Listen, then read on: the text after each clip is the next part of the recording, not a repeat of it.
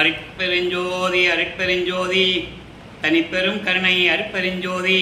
எல்லா உயிர்களும் இன்புற்று வாழ்க, வள்ளல் மலரடி வாழ்க வாழ்க, கொல்லா விரதம் குவளையெல்லாம் ஓங்குக, நல்லோர் நினைத்த நலம் பெறுக, நன்றி நினைத்த எல்லோரும் வாழ்க இசைந்து. உலக மக்களே, அறிவார்ந்த அன்பர்களே, ஆண்மநேய ஒருமைப்பாடுடைய அன்பர்களே, வல்லற்பமான அருளிய திருவொற்பாவிலிருந்து வல்லற்பமானவர்கள் இந்த பூலோகத்திற்கு ஏன் வருவிக்க உற்றார், அருட்பெருஞ்சோதி ஆண்டவர் ஏன் தன் மகனிடம் திருவிளையாடல் செய்து கொண்டிருந்தார் என்ற விளக்கங்களை எல்லாம் திருவொற்பா பாடலின் மூலமாக நாம் பார்த்து கொண்டிருக்கிறோம்.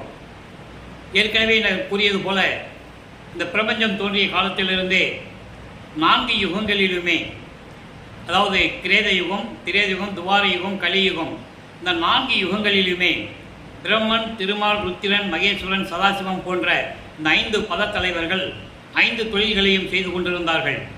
படைத்தல், காத்தல், அழித்தல், மறைத்தல், அருளல், இந்த 5 தொழில்களையும் செய்து கொண்டிருந்த பதத்தலைவர்களுடைய ஆயுள் காலம் முடிந்தவுடனே, ஆயுள் காலம் என்பது அவர்களுடைய ஆட்சி காலம், அந்த ஆட்சி காலம் முடிந்தவுடனே அதன் பிறகு இந்த பிரபஞ்சத்தை இயக்குவதற்கு ஒரு ஆள் வேண்டும் என்பதற்காக அருட்பெருஞ்சோதி ஆண்டவர் தன் அருளால் ஒரு ஆண்மகனை பெற்றெடுத்து செல்வப்பிள்ளை என்று பெயரிட்டு வளர்த்து கொண்டிருக்கிறார்.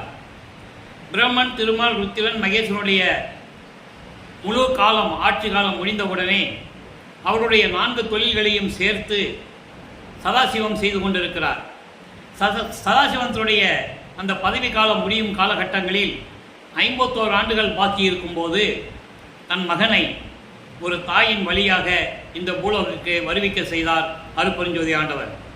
அருட்பெருஞ்சோதி ஆண்டவருடைய திருவிளையாடல் 1/1/1823 ஆண்டு தொடங்குகிறது. 30/1/1874 இரவு 12 மணி வரையிலும் 51 ஆண்டுகள் திருவிளையாடல் நடந்து கொண்டிருக்கிறது. அதன் அடிப்படையில் தனது மகனை சிதம்பரம் அருகிலே இருக்கின்ற மருதூர் என்ற கிராமத்திலே சைவ குலத்தில் வாழ்ந்து கொண்டிருந்த ராமையா பிள்ளை சென்னியம்மருடைய இல்லற வாழ்க்கையில் மகனாக வருவிக்க செய்தார். வருவிக்க செய்தார் என்பது இறைவன் தனக்கு ஏதாவது காரியங்கள் பூலோகத்தில் நடக்க வேண்டும் என்றால் ஒரு குழந்தையை இப்படி வருவிக்க செய்வது அது இறைவனுடைய செயல். அந்த வகையிலே வருவிக்க உற்றார். நமது பிள்ளை பெருமானவர்கள் 5/10/1823 ஆண்டு இந்த பூலோகத்திற்கு ஒரு தாயின் கருவறையிலிருந்து வருவிக்க செய்தார் என்பதை நாம் தெளிவாக பார்த்து கொண்டிருக்கிறோம். அந்த தாயின் கருவறையில் இருக்கின்றே இறைவனுடைய திருவிளையாடல் தொடங்குகிறது. அந்த தாயின் கருவறையிலே இருக்கும்போது அரை இருட்டாகி இருக்கிறது என்று மகன் அருட்பெருஞ்சோதி ஆண்டவரிடம் சொல்லும்போது, அருட்பெருஞ்சோதி ஆண்டவர் தன் மகனுக்கு வெளிச்சம் காட்டியதையும், பசிக்கிறதே தந்தையை என்று கூறும்போது தன் மகனுக்கு அருளமுதம் ஊட்டியதையும், உடம்பு புழுக்கமாக இருக்கிறதே காற்று வரவில்லையே தந்தையை என்று கூறும்போது தென்றல் காற்று, அமுத காற்று வீசியதையும் எல்லாமே நாம் தெளிவாக பார்த்தோம். அதன் பிறகு 5 மாத குழந்தையாக இருக்கும்போது சிதம்பரத்திலே தன் மகனுக்கு வெட்ட வெளியாக காட்டியது அருட்பெருஞ்சோதி ஆண்டவர். தன்னுடைய சுயரூபத்தை வெட்ட வெளியாக தன் மகனுக்கு காட்டியது எப்படி என்பதை திருவொற்பாவின் பாடல் மூலமாக நாம் ஏற்கனவே பார்த்து விட்டோம். அதன் பிறகு ராமையா பிள்ளை அவர்கள் காலமானவுடனே சின்னையம்மையார் அவர்களுக்கு ஏற்கனவே உலகியலிலே பிறந்த குழந்தைகள் 4 பேர் உண்டு. இறைவனால் வருவிக்க உற்ற மகன் நமது பிள்ளை பெருமான் அவர்களுக்கு ராமலிங்கம் என்று பெயரிடுகிறார்கள். இந்த 5 குழந்தைகளையும் அழைத்து கொண்டு சின்னகாவனம் என்ற ஒரு கிராமம் இருக்கிறது பொன்னேரி அருகில், அங்கே அழைத்து செல்கிறார்கள். அங்கே சில காலங்கள் இருந்த பின் அவங்களால் சில சூழ்நிலைகளால் இருக்க முடியவில்லை. சென்னையில் வந்து குடியேறுகிறார்கள். அவர்கள் குடியேறிய பகுதி ஏழுகணர் பகுதியில் இருக்கின்ற வீராசாமி தெருவிலே குடியேறுகிறார்கள். நமது குழந்தை இறைவன் வளர்ந்து கொண்டிருக்கிறார். இதுதான் முன்னுரை. அப்போது அருட்பெருஞ்சோதி ஆண்டவர் இந்த 51 ஆண்டுகளை 8 ஆண்டுகளாக பிரிக்கும்போது முதல் 8 ஆண்டுகளில் தன்னுடைய மகனுடைய நிலை என்ன, அதாவது நமது பிள்ளை பெருமாளுடைய நிலை என்ன என்பதை நாம் திருவொற்பாவின் பாடலின் மூலமாக பார்த்து கொண்டிருக்கிறோம். 8 ஆண்டுகள் வரையிலும் அவர் யார் என்ற தெரியாத நிலையில் இருந்து கொண்டிருக்கிறார். பள்ளியிலே கொண்டு போய் சேர்க்கிறார்கள். பள்ளியிலே படிக்க முடியாது என்று சொல்லி வெளியே வந்து விடுகிறார். இவர் வரவில்லை. இறைவனுடைய திருவிளையாடல் அங்கே நடக்கிறது. தன் மகன் இந்த உலகியலிலே இந்த சந்தை படிப்பை, இந்த உலக படிப்பை எந்த ஆசிரியரிடம் கற்றுக்கொள்ளக்கூடாது. இரண்டாவதாக தனது மகன் இந்த உலகத்திலே யாரையும் குருவாக ஏற்றுக்கொள்ளக்கூடாது. இந்த நிலையில் இறைவனுடைய திருவிளையாடல் நடந்து கொண்டிருக்கிறது. 8 ஆண்டுகள் முடிந்து விட்டது. அப்போ அந்த நிலையில் நமது குழந்தை இறைவனுடைய நிலை என்ன என்பதை நீங்கள் கொஞ்சம் கற்பனை செஞ்சு பார்க்கணும். பள்ளிக்கூடத்தில் ஒரு பிள்ளையை சேர்க்குறோம், படிக்க முடியலன்னு அந்த பிள்ளை வெளியே வந்துடுது. அப்போ அந்த வீட்டில் அந்த குழந்தைக்கு எப்படியெல்லாம் பிரச்சனைகள் இருக்குன்னு நமக்கு தெரியும். திட்டுவாங்க, ஏசுவாங்க, அடிப்பாங்க, இப்படி நிலைகளெல்லாம் நடக்கும். இதே போல் நமது குழந்தை இறைவனுக்கும் நடக்கிறது. அவருக்கு என்ன செய்வதென்று தெரியவில்லை, மனக்குழப்பத்தில் இருந்து கொண்டிருக்கிறார் நமது குழந்தை இறைவன். அதன் பிறகு மகனுடைய நிலையை பார்த்து அருட்பெருஞ்சோதி ஆண்டவர் 2வது 8, அதாவது 9வது ஆண்டில், 8 ஆண்டுகளில் ஒன்றும் இல்லை, 9வது ஆண்டில் அருட்பெருஞ்சோதி ஆண்டவர் தன் மகன் முன் எழுந்தருளி, மகனே, நீ என் மகன், பூலோகத்தில் உன்னால் சில காரியங்கள் எல்லாம் நடக்க வேண்டியது இருக்கிறது. அதற்கு உனக்கு முன்பருவம் பின்பருவம் காட்டி அருள் செய்வேன் என்று கூறி தன் மகனுக்கு ஞானத்தை கொடுத்துவிட்டு மறைந்து விடுகிறார். அதன் பிறகு நமது பிள்ளை பெருமானவர்கள் பாடல்கள் பாடுகின்ற ஆற்றலை பெற்றுக் கொள்கிறார். அந்த பருவத்திலேயே பிரபஞ்சத்தின் உண்மைகளை எல்லாம் தெரிந்து கொள்ளுகிறார். 9வது ஆண்டிலிருந்து 12 ஆண்டுகளுக்குள் 1ஆம் திருமுறை உருவாகிறது. 7 பதியங்கள், 8 பதியங்கள், 712 பாடல்கள். நம்ம ஏற்கனவே திருவருள் முறையீடு, வடிவுடை மாணிக்க மாலை பாடல்களுடைய விளக்கங்களை அருட்பெருஞ்சோதி ஆண்டவருடைய திருவிளையாடல் என்ற பதிவுகளிலே பார்த்து விட்டோம். நான் ஒரு வீடியோ போட்டிருக்கோம், அதில் இறைவனுடைய திருவிளையாடல், அதை முழுமையாக பார்த்தோம்.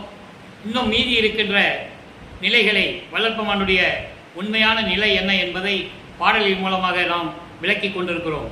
அந்த வகையிலே சிவநேசம் என்ப என்ற பதிகத்திலே 100 பாடல்கள், இதுவரை 94 பாடல்களுடைய விளக்கங்களை பார்த்திருக்கிறோம். இன்று 95வது பாடல்.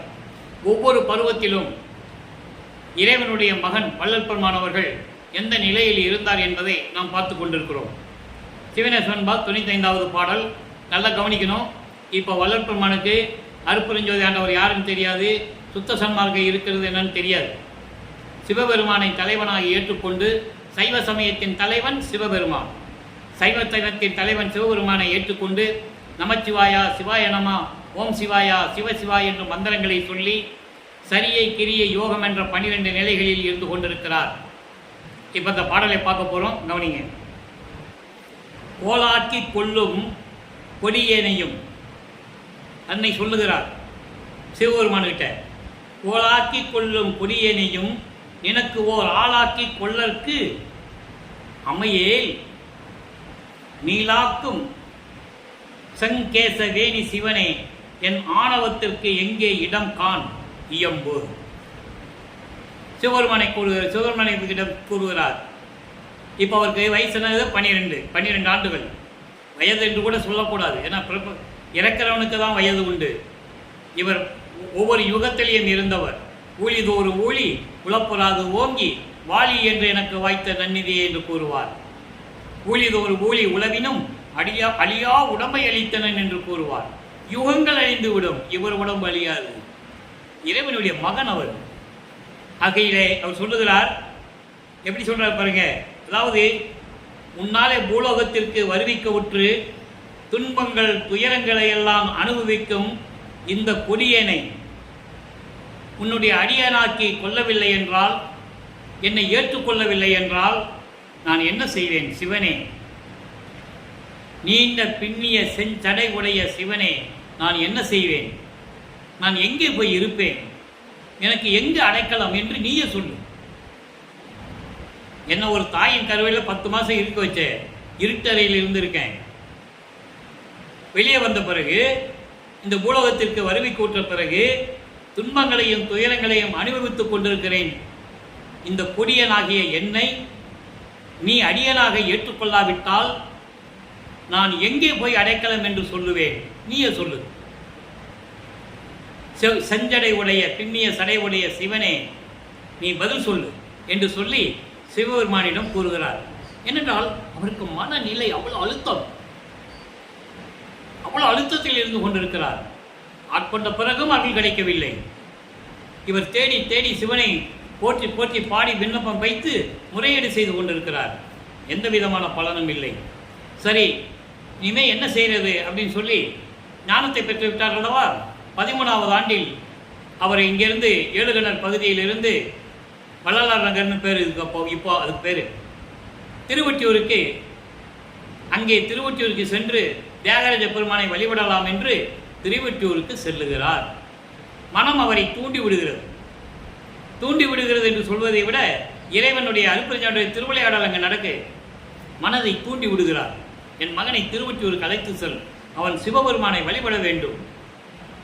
நல்லா கவனிச்சுக்கணும். நீங்கள் அவர் சைவ சமயத்தில் இருக்கணும், சிவபெருமானை வழிபடணும். அதுக்கப்புறம் இது தேவையில்லைன்னு சொல்லணும். ஏன்னா சுத்த சன்மார்க்கம் வரும்போது அது தேவை கிடையாது. அந்த நிலையில் தன் மகனை இருக்க வைக்கிறார். நமது குழந்தை இறைவன் கால் வலிக்க திருவொற்றியூருக்கு நடந்தே செல்லுகிறார். அங்கே போய் தியாகராஜ பெருமான், அங்கே இருக்கிற சிவபெருமான் பேர் தியாகராஜ பெருமான். தியாகராஜ பெருமானை வழிபடுகிறார்.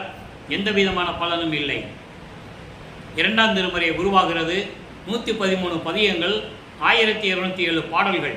இதுவரை 39 பதியங்களை நம்ம பார்த்துருக்கோம். இப்போ 40வது பதியத்தினுடைய விளக்கங்களை பார்க்க போகிறோம். எந்த விதமான பலனும் இல்லை. அதுக்கப்புறம் திருமலை வயல் போவார். அங்கே இருக்கிற சிவன் பேர் மாசிலாமணி. மாசிலாமணி மாசிலாமணி மனம் உருகி பாடுவார். எந்த விதமான பலனும் இல்லை. அதன் பிறகு திருவெளித்தாயத்துக்கு வருவார். அங்கே இருக்கிற சிவபெருமானை வழிபடுவார். யாரை ஏமாத்துறதுக்கு? கந்த துணியை கட்டிகிட்டு இருக்க, எனக்கு ஒரு துணியை கூட, நான் கட்டிக்கிட்டு நிற்கிறேன். பெற்ற பிள்ளையை தெருவில் விட்டு விட்டானே என்று இந்த உலகம் உன்னை இழிவாக பேசுமே, உன்னை பழிக்குமே. அந்த இழிச்சொல்லுக்கும் பழிச்சொல்லுக்கும் நீ ஆளாகக்கூடாது என்பதற்காகத்தான் உன்னை தேடி தேடி வருகிறேன். என்னை ஏற்றுக்கொள், விரைவில் வந்து என்னை ஏற்றுக்கொள், அருள் தருவாயாக. உன் மீது பழி வரக்கூடாது என்று நான் தயங்குகிறேன், பயப்படுகிறேன், அஞ்சுகிறேன். நான் படுகின்ற துன்பங்களையும் துயரங்களைக் கண்டு நான் அஞ்சுவதில்லை. எனவே விரைவில் வந்து எனக்கு அருள வேண்டும் என்றெல்லாம் கூறுவார். எந்த விதமான பலனும் இல்லை.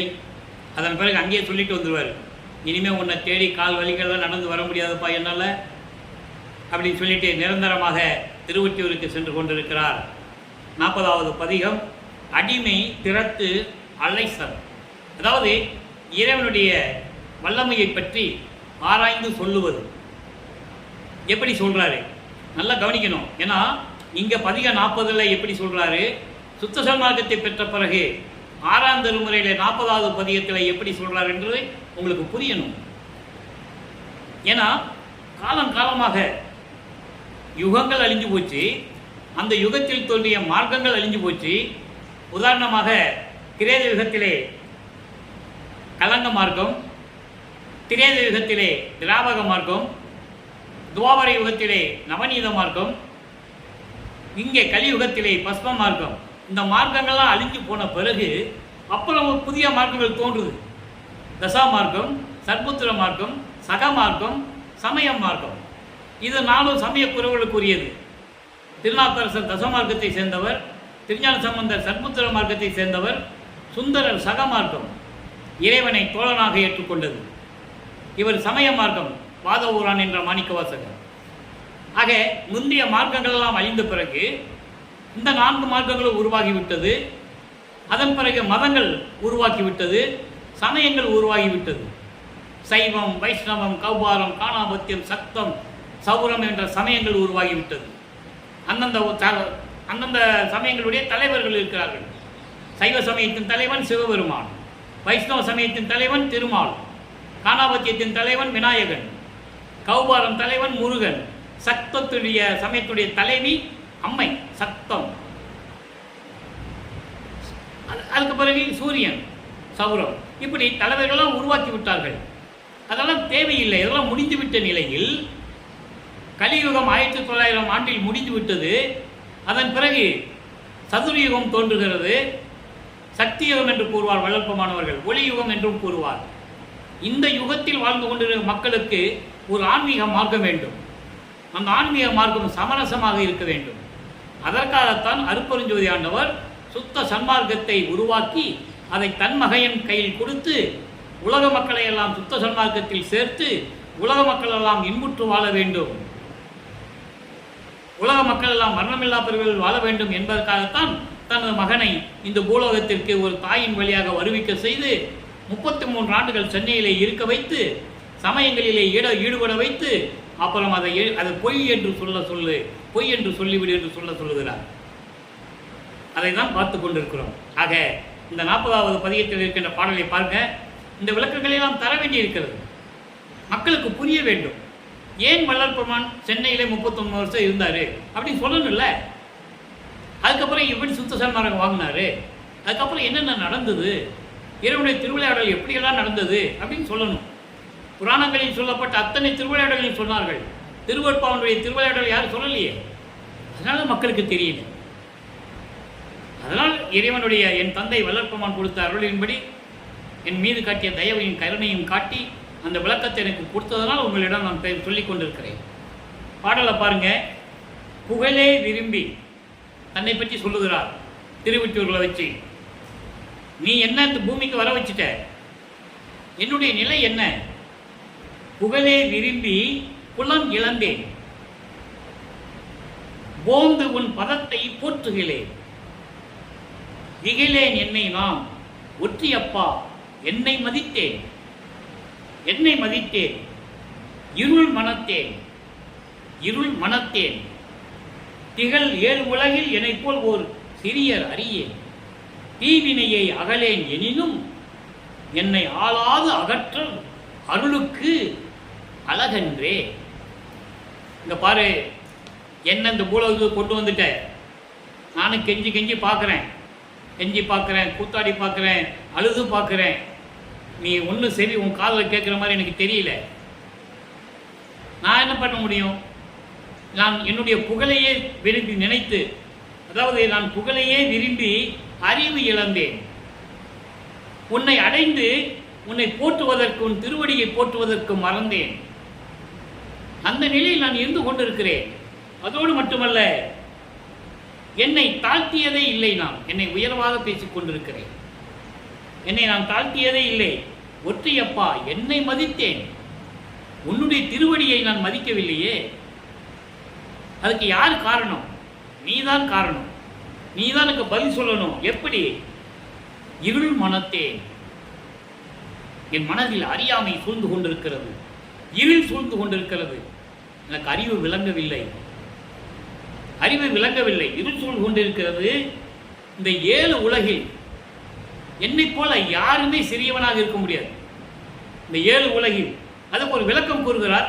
இதற்கு விளக்கம் நான் ஏற்கனவே யூடியூப்ல சொல்லியிருக்கேன். அந்த 7 உலகம் என்ன என்பதை மட்டும் உங்களுக்கு நான் குறிப்பிட கடமைப்பட்டிருக்கிறேன். பூ, புவ, சுப, மகா, கன, தவ, சத்தியம், இத்தனை உலகங்கள் இருக்கு. 7 உலகங்கள். அதை நீங்க உரைநடை பகுதியில் பார்த்தீங்கன்னா 2500 மேல உலகங்கள் சொல்லுவார். ஆனால் குறிப்பிட்டது 7 உலகம் மட்டும்தான் அதில் சொல்லுவார். அப்படி இந்த 7 உலகில் என்னை போல அறிவு கெட்டவன், அறியாமையில் இருந்தவன், புகழையே விரும்பி என்னை மதித்து உன் திருவடியை மதிக்காம இருந்தவன் தான் நான் ஒருத்தன் தான் இருக்க முடியும். இதையெல்லாம் உன் மனசில் வச்சுக்கிட்டு எனக்கு அருளை கொடுக்காம என்னை புறந்தள்ளினால், என்னை ஒதுக்கி விட்டால் நான் என்ன செய்வேன்? உன் அருளுக்கு இது அழகா? உன் அருளுக்கு இது அழகா? தெளிவாக கேட்கிறேன். எந்த விதமான பதிலும் இல்லை. அப்போ அவர் மனநிலை எப்படி இருந்திருக்கும்? 1824ஆம் ஆண்டிலிருந்து 1840 ஆண்டுகள் வரை, 16 ஆண்டுகள் வரை நமது பிள்ளை பெருமானவர்கள் இந்த நிலையில் இருந்து கொண்டிருக்கிறார். அவருக்கு என்ன செய்தனே தெரியல. 8 ஆண்டுகள் வரைக்கும் தான் யார் என்ற நிலை அவருக்கு தெரியாது. 9வது ஆண்டில் இறைவன் ஆட்கொள்ளுகிறார். அதை பாடல்களிலே விளக்கமாக கூறியிருக்கிறார். ஆண்டாறு 3 ஆண்டில் ஆட்கொண்ட அருள் கடலே என்று கூறுவார். 6 + 3 9. அதாவது 6வது ஆண்டினோடு 3வது ஆண்டு சேர்த்துன்னு சொல்லுவார். என்னை ஆண்ட அருள் கடலே என்று கூறுவார். ஆக இறைவன் தன்னை ஆட்கொண்டது 9வது ஆண்டில். கருவறையில் இருக்கும்போது நடந்த திருவிளையாடல் அவருக்கு மறைப்பு நிலை ஏற்பட்டதப்போ. அந்த உண்மையெல்லாம் எப்போ அவருக்கு தெரியும்னா, சுத்த சன்மார்க்கம் வாங்கின பிறகுதான் தெரியும். ஒரு கருவறையில் எப்படி இருந்தாலும் நம்ம சொன்னோம்ல, இறைவனுடைய திருவிளையாடல், அதெல்லாம் சுத்த சன்மார்க்கத்தை வாங்கின பிறகுதான் சொல்லுவார். அது வரைக்கும் அவருக்கு தெரியாது. மறைப்பு நிலையில் இருக்கிறார் என்பதை விட அருட்பெருஞ்ஞானவர் தன் மகனுக்கு அந்த மறைப்பு நிலையை கொடுக்கிறார். அவருக்கு என்ன நடந்ததுன்னு தெரியாது. அந்த நிலையில் இருக்கும்போது, இந்த 2ஆம் திருமுறையிலே 16 ஆண்டுகளிலே இருக்கும்போது இந்த நிலையில் இருந்து கொண்டிருக்கிறார். சிவபெருமானை வழிபட்டு கொண்டிருக்கிறார். எப்படியாவது அருளை வாங்கிவிட வேண்டும் என்று திருவொற்றியூர் சென்று கொண்டிருக்கிறார். இந்த நிலையில் இருந்து கொண்டிருக்கிறார். இப்போ அதுக்கு பிறகு சுத்த சன்மார்க்கத்தை வாங்கின பிறகு நான் ஏற்கனவே கூறியது போல அன்பர்களே, எல்லா 6000 பாடல்களையும் ஒரே நாளில் கூறிட முடியாது. 5 ஆண்டுகளாக நான் இறைவனுடைய திருவிளையாடல்களையும் திருவொற்பா பாடலுடைய விளக்கங்களையும் நான் கூறிக்கொண்டிருக்கிறேன். யூடியூப்பில் நீங்கள் பார்த்துக்கலாம். இன்னும் பாக்கி இருக்கிறது. இன்னும் 3 ஆண்டுகளுக்கு நான் விளக்கங்கள் சொல்ல வேண்டியது இருக்கிறது. அதனால் இதை தினமும் நாம் கூறிக்கொண்டிருக்கிறோம். கவனமாக கேளுங்கள். இப்போ 6ஆம் திருமுறை, 1ஆம் திருமுறையிலிருந்து 4ஆம் திருமுறை வரைக்கும் நடந்த நிகழ்வுகளை, அவர் சைவ சமயத்தில் இருந்த நிகழ்வுகளை எல்லாம் விட்டுவிட்டு சுத்த சன்மார்க்கத்தை தந்தையிடம் பெற்ற பிறகு இவருடைய நிலை என்ன? 33 ஆண்டுகள் சென்னையில் இருக்கிறார். அதன் பிறகு 4வது 8, அதாவது 33 ஆண்டுகள், 32வது ஆண்டு கழித்து 33வது ஆண்டில் சுத்த சன்மார்க்கத்தை பெற்ற பிறகு அங்கே சுத்த சன்மார்க்கத்தை வாங்குவதற்காக அண்டங்களை கடந்து, அங்கே உலகங்களை கடந்து மேலே போயிட்டு இருக்கார், பறந்து போயிட்டு இருக்கிறார். அங்கே சுத்த சிவஞான வெளிக்கு போகிறாரு. அங்கே தான் சத்தியஞான சபை இருக்குது. அங்கே தான் அவங்க அப்பா இருக்கிற இடம் அருப்பெருஞ்சோதி. இந்த விளக்கங்களை நம்ம ஏற்கனவே பார்த்துட்டோம். இப்போ சுத்த சன்மார்க்கத்தை வாங்கின பிறகு திருப்பி பூலோகத்துக்கு வந்த பிறகு சுத்த சன்மார்க்கத்தை அங்கே வாங்குறாரு. சாகா கல்வியை அங்கே தான் கற்றுக்கொள்ளுகிறார். அதன் பிறகு மறுபடியும் பூலோகத்துக்கு திரும்புகிறார். கரும்புரியிலே 9 வருஷம் இருக்கிறார். கரும்புரியிலே. அதன் பிறகு இங்கே தர்மசாலையிலே 4 வருஷம் இருக்கிறாரு. அதுக்கப்புறம் மேட்டுக்குப்பம் சித்தி உலகத்துக்கு தான் இறுதியான முடிவு இவர் ஆண்டவரானது. இதெல்லாம் நம்ம விளக்கமாக பார்த்துக்கிட்டு இருக்கோம். அப்பப்போ அந்த பாடல்கள் மூலமாக நான் தெரிவித்து கொண்டிருக்கிறேன். கவனமாக இப்போ கேளுங்க. இப்போது அங்கே 40வது பதிகத்தில் என்ன பார்த்தோம்? சிவபெருமானை பற்றி சொல்கிறாரு. நான் புகழையே விரும்பிக்கிட்டு இருக்கேன், அறியாமையில் இருந்துக்கிட்டு இருக்கேன், எனக்கு ஒன்றுமே தெரியல, நீயே வந்து என்னை ஒதுக்கி விட்டா, என்னை புறம் தள்ளினால், என்னை விலக்கி வச்சுட்டா நான் எங்கே போவேன்? இது உன் அருளுக்கு அழகா என்று கூறுகிறார். இந்த நிலையில் தான் அங்கே இருந்து கொண்டிருக்கிறார். இப்போ சுத்த சன்மார்க்கத்தை வாங்கின பிறகு அதே பதிகம் 40ல் கண்கொள்ளா காட்சி. அங்கே 40க்கு அங்கே 40வது பதிகத்தில் என்ன பார்த்தோம்? ஒன்றுமே இல்லை. சிவபெருமானை பற்றி சொல்லிட்டு இருப்பார், அவ்வளோதான். 6ஆம் திருமுறை 40வது பதிகத்தில் கண்கொள்ளா காட்சி. இறைவன் யார்? இந்த பிரபஞ்சத்தை தோற்றுவித்த உண்மையான இறைவன் யார்? தத்துவங்களின் தலைவன் யார்? அப்படிப்பட்ட இறைவன் என் தந்தை விண்ணுலகத்திலிருந்து பூலோகத்திற்கு மண்ணிலே கால் பதித்து கால் வலிக்க சிவந்து, திருவடிகள் சிவந்து, கால் அடிப்பாகம் சிவந்து போச்சு அவங்க அப்பனுக்கு. சொல்கிறார், என் அப்பனுக்கு கால் வலிக்குமே, ஏன்ப்பா அப்படி கால் வலிக்க நடந்து வரேன்னு சொன்னால் அவர் சொல்கிறாரு, நீ நேராக வந்து விண்ணுலகத்தில் நேராக உன் முன்னால் என்னன்னா நீ சந்தோஷப்பட மாட்ட, அதனால தான் உன்னை பார்க்குற மாதிரி நடந்து வந்தேன் அப்படின்னு சொல்லுவார். அந்த விளக்கத்தையெல்லாம் நம்ம பார்த்துருக்கோம். இப்போது இந்த பாடலில் என்ன சொல்கிறார் நல்லா கவனிக்கணும். விதித்தானே கருவியெல்லாம் விரிய வேதம் விதித்தானே, மெய் நெறியை மெய்யே எற்கு தெரித்தானே. முதல்ல பாடலை சொல்லிடுவோம், அப்புறம் விளக்கம், நிறைய விளக்கங்கள் நான் முடிஞ்ச அளவுக்கு உங்களுக்கு சுருக்கமாக எளிமையாக சொல்லிட்டு இருக்கேன். நடம் பொதுவில் செய்கின்றானே, இந்த வரி அண்டர்லைன். சிறியனுக்கு அருள் ஒளியால் சிறந்த பட்டம் தரித்தானே, இந்த வரியும் அண்டர்லைன். தானே நானாகி என்றும் அழைத்தானே, என்னை தடுத்த தடைகள் எல்லாம் எரித்தானே, அண்டர்லைன். என் உயிருக்கு இன்பானானை எம்மானை கண்டு கழித்திருக்கின்றேனே. எப்படியெல்லாம் அவங்க அப்பாவை பார்த்து பேரின்பமாக இருந்தாருன்னு சொல்கிறாரு. எப்படிப்பட்ட இறைவன்? விரித்தானை. விரித்தானை என்பது தத்துவங்கள் எல்லாவற்றையும் தோற்றுவித்து அதனுடைய விளக்கங்களை விளக்கியவனை. இங்கே தத்துவங்கள் என்பது 36 தத்துவங்கள், 60 தத்துவிகள். இந்த 36 தத்துவங்களையும் 60 தத்துவிகளையும் பிரித்து இந்த 5 பதத்தலைவர்களுக்கு கொடுத்து அருளாட்சி செய்ய சொன்னார். யார் பதத்தலைவர்கள்? பிரம்மன், திருமால், ருத்திரன், மகேஸ்வரன், சதாசிவம். இதிலே பிரம்மனுக்கும் திருமாலுக்கும் ருத்திரனுக்கும் 36 தத்துவங்களை பிரித்து கொடுக்கிறார். பிரம்மனுக்கு ஆன்ம தத்துவம் 24, விஷ்ணு தத்துவம் திருமாலுக்கு 7 தத்துவங்கள், ருத்திரனுக்கு சிவ தத்துவம் 5. இதனுடைய விளக்கங்களை எல்லாம் நான் ஏற்கனவே ஒரு முழு வீடியோவை போட்டிருக்கேன், நீங்கள் பார்த்துக்கலாம். ஏன்னா ஒவ்வொருத்தருக்கும் எல்லாத்தையும் விளக்கி சொன்னால் நமக்கு நேரம் பத்தாது. இந்த ஆன்ம தத்துவம் 24 என்பது பூதங்கள் 5, புலன்கள் 5, பொறிகள் 5, கண்மேந்திரங்கள் 5, அந்த கரணங்கள் 4, 4 20, 24. பூதங்கள்லாம் உனக்கு தெரியும். நிலம், நீர், நெருப்பு, காற்று, ஆகாயம். புலன்கள் கண், காது, மூக்கு, வாய், மெய் உங்களுக்கு தெரியும். அதன் பிறகு ஒளி, சுவை, உணர்வு, நாற்றம், அதுவும் பொறிகள். அடுத்து கண்மேந்திரங்கள் வாக்கு, கை, கால், அபானம், குறி. அந்த கரணங்கள் மனம், சித்தம், புத்தி, அகங்காரம் 4. இந்த 24 பிரம்மனுக்கு உரியது, ஆன்ம தத்துவம். ஏன்னால் அவன் தான் படைக்கும் தொழிலை செய்கின்றவன். இந்த உடம்பு 5 பூதங்களால் ஆட்கொள்ளப்பட்டது, 5 பொறிகளால் ஆட்கொள்ளப்பட்டது. அப்போ இதை படைக்கும் தொழில் செய்கிறவனுக்கு தான் கொடுக்க முடியும். படைக்கும் தொழில் செய்கிறவனுக்கு தான் இந்த தத்துவங்களை கொடுக்க முடியும். நமது உடம்பு, நமது ஆன்மா இந்த உடம்பில் இருக்கும்போது இதனுடைய தத்துவங்கள் மீது தான் இந்த உடம்பு இயங்குது. நல்லா புரிஞ்சுக்கணும் நீங்கள். ஆக இது பிரம்மனுக்குரியது 24. அவன் விஷ்ணு தத்துவத்துக்கு 7. அவன் ஒரு மாயாவி. காலம், நியதி, கலை, வித்தை, அராகம், புருடன், மாயை எல்லாம் அவனுக்கு உண்டு. மாய லீலைகள் செய்கின்றவன். அது ருத்திர தத்துவம், சிவ தத்துவம் 4. விந்து, நாதம், சுத்த வித்தை, ஈஸ்வரம், சதாக்கியம். இதனுடைய விளக்கங்கள் ஏற்கனவே நம்ம சொல்லியிருக்கோம். ஆக இப்படி 36 தத்துவங்களையும், இந்த 36 தத்துவங்களுக்கு உட்பட்டது 60 தத்துவிகள். ஒவ்வொன்றுக்கும் தத்துவிகள் இருக்கு. நிலம்னு எடுத்துக்கிட்டோம்னா அது 50 சார்ந்தது. அந்த நிலத்தில் என்னென்ன நடக்குது நல்லா புரிஞ்சுக்கணும். அது தனி தத்துவங்கள்.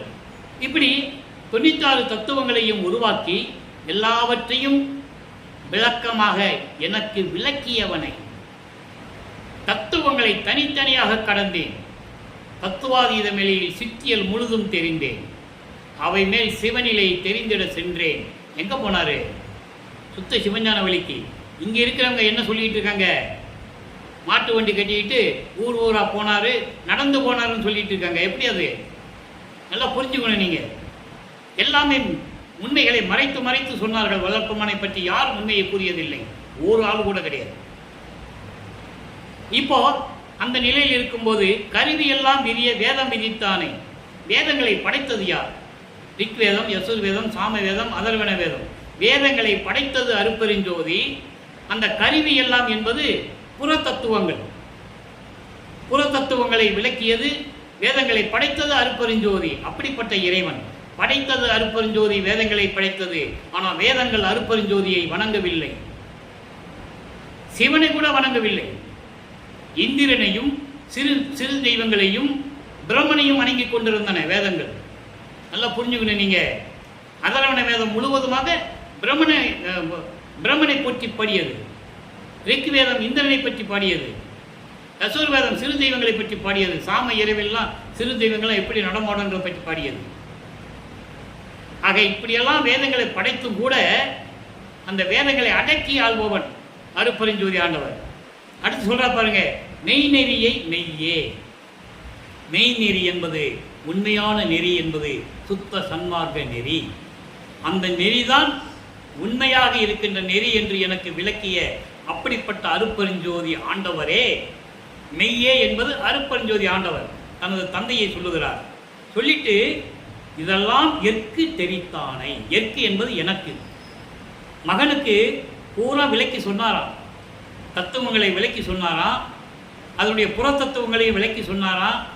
வேதங்கள் எப்படிப்பட்ட நிலையில் இருக்கின்றன என்பதையும் விளக்கி சொல்றாரு. உண்மையான நெறி அருப்பெருஞ்சோதி உண்மையான நெறி வந்து சுத்த சன்மார்க்க நெறி தான் சொல்லி அருப்பெருஞ்சோதி ஆண்டவர் தன் மகனுக்கு வளர்ப்பெருமானுக்கு சொல்லுகிறார். எற்கு தெரித்தானை. முடிஞ்சு போச்சா? அடுத்து பாருங்க, நடம் பொதுவில் செய்கின்றானை. இங்க நடம் பொதுவில் என்பது சத்தியஞான சபை. நான் ஏற்கனவே கூறியிருக்கிறேன். திருவருப்பாவில் கூறப்பட்ட சத்தியஞான சபை அனைத்தும் அங்கே சுத்த சிவஞான வெளியிலே இருக்கின்ற சத்தியஞான சபை. பரவெளி, பரம்பரவெளி, பராபரவெளி, பெருவெளி, பெருசுகவெளி இதெல்லாம் கடந்து இருக்கிறது சுத்த சிவஞான வெளி. அங்கே திருவிளையாடல் செய்து கொண்டு அருள் நடனம் செய்து கொண்டிருக்கின்ற இறைவன் அருப்பெருஞ்சோதி ஆண்டவர் தன் மகனுக்கு இடது காலை ஊன்றி வலது காலால் நடனமாடி காட்டியவர். அதான் ஆடுகின்ற சேவடி. ஆடுகின்ற சேவடிக்கு ஆளானை மாளாத யாக்கை பெற்றன் என்று கூறுவார். நீங்கள் படத்தில் பார்க்கறது சிவபெருமானையும் நடராஜனை பார்க்கறது அவங்களாம் சைவ சமயத்தின் தலைவர்கள் கர்ம சித்தர்கள் அவங்க என்ன பண்ணுவாங்க, வலது கால ஊனி இடது கால தூக்கி ஆடி இருப்பாங்க, நீங்கள் பார்த்துருப்பீங்க. ஆனால் அருட்பதி ஆண்டவர் நிலை அப்படி அல்ல, ஆடுகின்ற சேவடி. அப்படிப்பட்ட சத்தியஞான சபையில் இருக்கின்ற இறைவனை, என் தந்தையை இங்கே சொல்ல பாருங்க, சிறியனுக்கு, சிறியன் மகன், சிறியன் சின்ன பையன் கிடையாது, இங்கே சிறியன் என்பது மகன். அவருடைய மகனுக்கு அருள் ஒளியால் சிறந்த பட்டம் தரித்தானே. அப்படிப்பட்ட அவருடைய மகனுக்கு, எனக்கு, இந்த சிறியனுக்கு, இந்த மகனுக்கு அருள் ஒளியால், அருட்பெருஞ்சோதி ஆண்டவருடைய அருட்பெருஞ்சோதி ஒளியால் எனக்கு சிறந்த பட்டம் கொடுத்தவனை. என்ன பட்டம்? செல்வப்பிள்ளை. தன் மகனுக்கு செல்வப்பிள்ளை என்று பெயரிட்டு பட்டம் சூட்டுகிறார். இனிமேல் இந்த பூவுலகை இந்த பிரபஞ்சத்தை நீதான் ஆட்சி செய்ய போகிறாய் என்று சொல்லி அரசாட்சி கொடுக்கிறார். சிறந்த பட்டம் தரித்தானே, இளவரசனாக செல்வப்பிள்ளை என்று பெயரிட்டு இளவரசனாக எனக்கு பட்டம் சூட்டினாய். அப்படிப்பட்ட இறைவனை எவ்வளவு அருமையாக சொல்றாரு பாருங்க. இதெல்லாம் எங்க போச்சு? யார் சொன்னது மக்கள்கிட்ட? புரிஞ்சுக்கணும். நீங்க இறைவன் அருளால் கருணையால் நான் இதை சொல்லிக் கொண்டிருக்கிறேன். திருவுற்பாவில் இருக்கின்ற உண்மையை மறைத்தார்கள். அப்படிப்பட்ட இறைவனை சிறியனுக்கு செல்வப்பிள்ளை என்று பெயரிட்டு இளவரசன் என்ற பட்டத்தை கொடுத்தாயே சொல்லிட்டாரா? அடுத்து சொல்ற பாருங்க, அதான் முக்கியமானது. தானே நானாகி என்றும் தலைத்தானே. அப்படின்னு என்ன அர்த்தம்? நான் தான் அருட்பெருஞ்சாண்டவர் என் ரூபத்தில் இருக்கிறார், நானும் அவர் வடிவில் இருக்கிறேன். தானே நானாகி அவருடைய அருள்களை எல்லாம் எனக்கு கொடுத்து என்னை வாழ வைத்துக் கொண்டிருக்கிற இறைவனை தானே நானாகி. அப்படின்னா என்ன அர்த்தம் தெரியுமா? நான் ஏற்கனவே விளக்கம் இதுக்கு ஒரு வீடியோவை போட்டிருக்கேன். பிரிந்த சக்தியோடு திரும்பி இணைகிறார். 51 ஆண்டுகள் தன்னுடைய சக்தியில் ஒரு சக்தியை உருவாக்கி அதை ஆண்மகனாக்கி, அந்த ஆண்மகனை ஒரு தாயின் கருவறையிலே வைத்து இந்த பூலோகத்தில் வருவிக்க செய்து 51 ஆண்டுகள் மக்களோடு மக்களாக உலாவ விட்டு சைவ சமயத்திலே இருக்க செய்து, அதன் பிறகு அதை பொய் என்று சொல்ல வைத்து சுத்த சன்மார்க்கத்தை கொடுத்து உலக மக்களுக்கு தெளிவாக விளக்கும்படி செய்து, கடைசியில் தந்தை மகனோடு இணைகிறார் என்றால் தன் பிரிந்த சக்தியோடு மீண்டும் இணைந்து கொள்ளுகிறார். காரணம், இறைவன் ஒருவனாக தான் இருக்க வேண்டும். சமயங்களிலும் மதங்களிலும் மார்க்கங்களிலும் எத்தனையோ பேர்கள் உண்டு, எத்தனையோ கடவுள்கள் பேரை சொல்லுவார்கள். சுத்த சன்மார்க்கத்தில் ஒரே இறைவன், அருட்பெருஞ்சோதி ஆண்டவர். அவருக்கு உருவம் இல்லை, ஒளி வடிவில் இருக்கிறார், தீப வடிவில் இருக்கிறார் என்பதை நீங்கள் புரிந்து கொள்ள வேண்டும். அதுக்காகத்தான் தந்தை மகனோடு இணைகிறார். அதான் சொல்றாரு, தானே நானாகி. எப்படி? தானே என்பது அருட்பெருஞ்சோதி ஆண்டவர். அவர் நானாகி என்றும் தலைத்தானே, என் கூட தான் இருக்கிறார். என்னை தடுத்த தடைகள் எல்லாம் எரித்தானே. எவ்வளவு அற்புதமான வார்த்தை. என்னை தடுத்த தடைகள். என்ன தடைகள்? சமயங்கள், மதங்கள், மார்க்கங்கள், இதுதான் தடைகள். அதையெல்லாம் எரித்து சாம்பலாக்கியவனை. இப்படி என்ன அர்த்தம்? சமயங்கள், மதங்கள், மார்க்கங்கள் எதுவே கிடையாது. மக்கள் அறியாமையில் இருந்து கொண்டு பின்பற்றிக் கொண்டிருக்கிறார்கள் என்று கூறுகிறார்.